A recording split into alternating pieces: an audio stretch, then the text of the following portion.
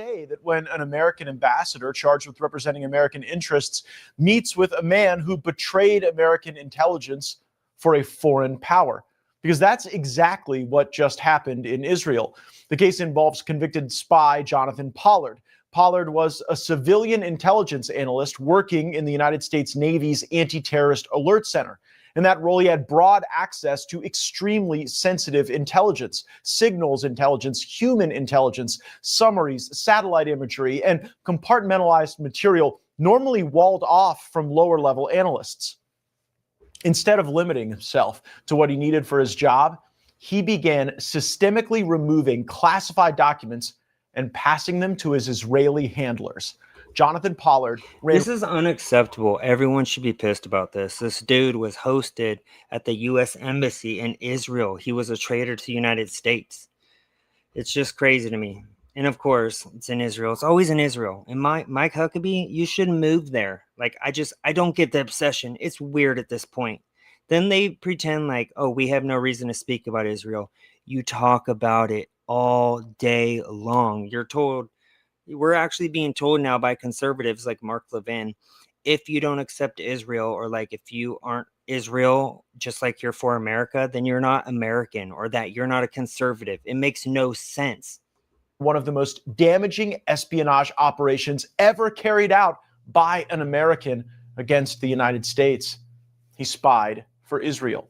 The scale was enormous. Pollard didn't hand over a few files. He delivered suitcases at a time. One concrete, well-documented detail: he once rolled a shopping cart full of classified binders out of his office and into his car. He delivered them to his Israeli contact, who had rented out a Washington, D.C. safe house specifically to photograph the material provided by Pollard. These files included detailed U.S. intelligence estimates on foreign military capabilities, sources and methods reports revealing how the U.S. gathered intelligence at this critical time, NSA intercepts, and raw signals intelligence that were normally among the most tightly protected documents in the entire government.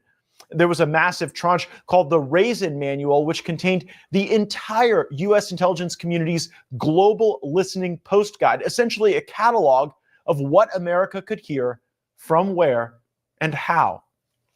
One especially sensitive category was a U.S. list of priority intelligence targets worldwide. Pollard gave Israel the entire set, enabling them to understand exactly what the U.S. monitored, where gaps existed, and which sources were most valuable. Pollard was paid.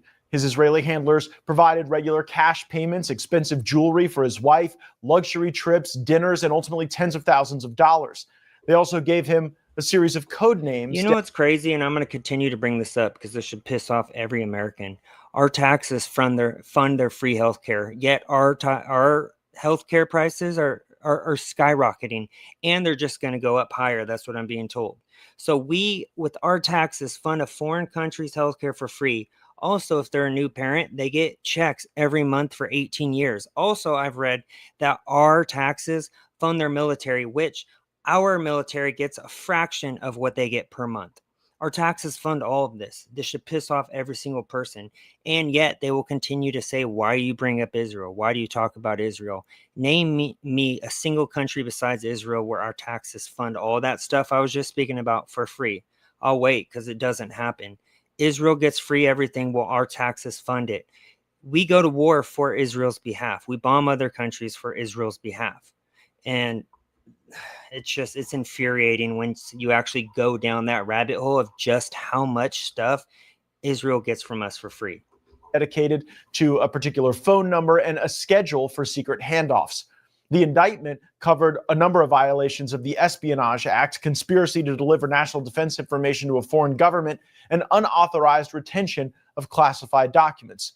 Though Israel was the recipient, the U.S. intelligence community assessed the damage was so severe because some of what Pollard stole was so sensitive that even describing the categories remains classified. One former defense secretary said the volume and type of material could fill a room, and many analysts believe that third parties, especially the Soviet Union, may have gained access to portions of what was taken.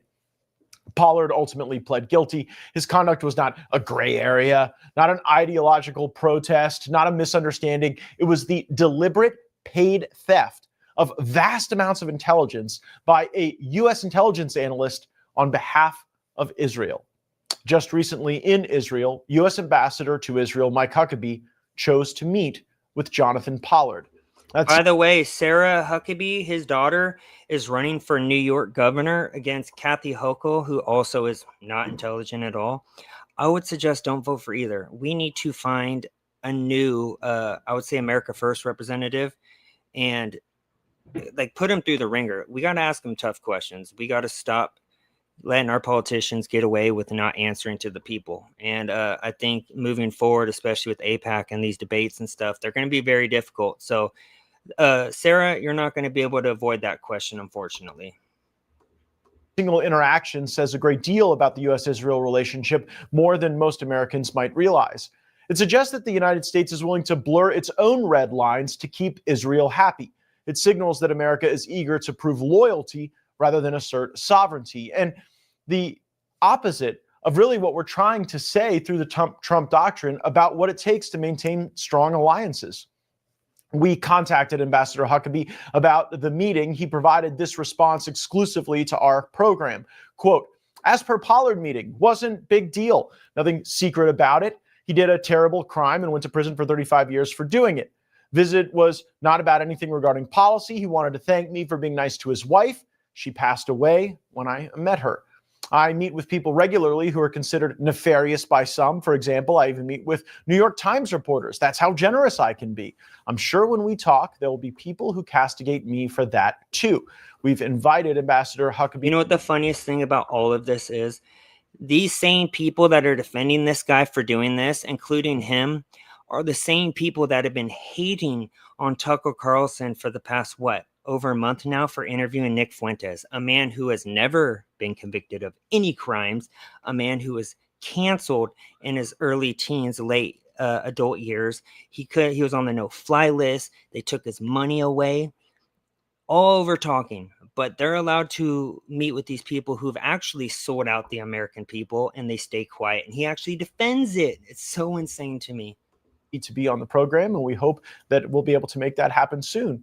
And by the way, when that happens, there probably will be people that disagree. There probably will be people who indeed say that one shouldn't platform someone who they disagree with both ways. We agree that at times robust diplomacy demands we take meetings with people we don't agree with, sometimes even bad people. But what was the diplomacy here?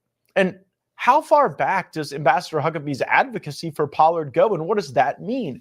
The clip we're about to show you is from 14 years ago. Then Arkansas Governor Mike Huckabee was asking President Obama to release the very person he just told us did a terrible crime. We have got to the point where literally anybody can build a fully working app without knowing how to code. This is Governor Huckabee joins the recent calls to act in benefit of Jonathan Pollard, who has spent more than 25 years in U.S. prison for spying for Israel. He pled guilty. He served an extraordinary length of time for the crime that he was convicted of, to which he pled guilty.